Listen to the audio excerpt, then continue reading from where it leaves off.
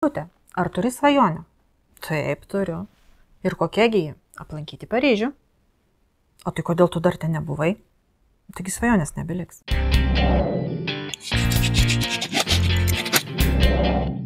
Sveiki. Ar jūsų aplinkoje yra žmonių, kurie sako, kad jų svajonės norai neišsipildo, kad tai yra bergždžias reikalas? O gal jūs taip matote? Mano aplinkoje taip yra. Dar daug žmonių taip galvoja ir sako. Ir aš tokia buvau. Buvo laikas, kai visiškai nesvajojau, nes buvo užėmusi viso mano gyvenimo rutina.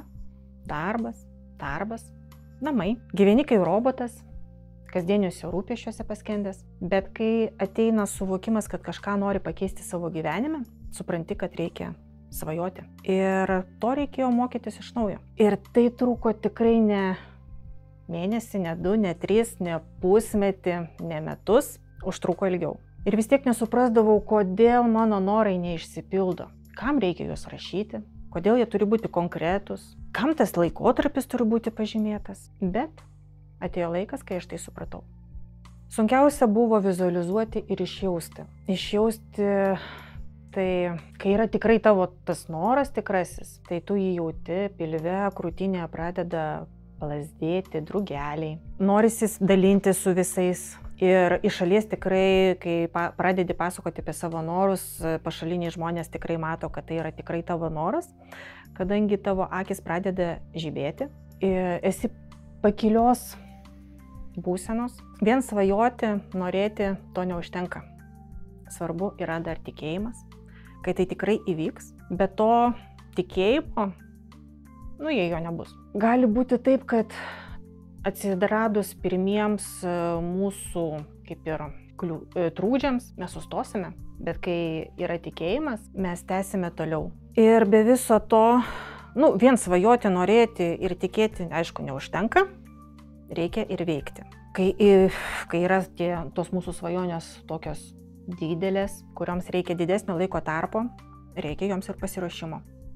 Sukurti planelį, ką man reikia padaryti, ką man reikia sužinoti, kiek tai kainuos, gal man reikės kažkokios pagalbos, gal dar kažko, pasižiūrėti finansinės galimybės, o tada jau daryti veiksmus.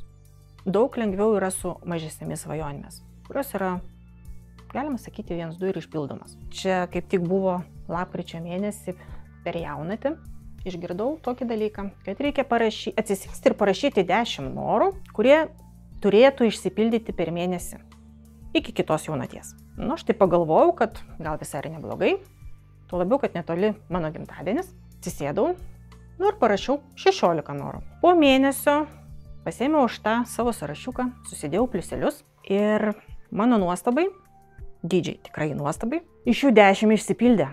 Kiti 3 norai per sekantį mėnesį išsipildė, liko 3 norai iš to sąrašo ir dar prisidėjo kiti norai, kurie tikrai tikiu, kad jie išsipildys. Nes aš žinau, ką aš turiu daryti ir aš tikiu tuo. Ir linkiu jums tikėti, svajoti ir daryti, eiti link savo svajonių. Ir turiu prašymą. Palaikyti mane, pakomentuoti, paspausti laiką, nusiųsti kažkokiam savo temam žmogui, bet kurį mano video, gal jam tai bus įdomu. Nes tai yra man svarbu ir esu dėkinga, kad jūs esate su manimi.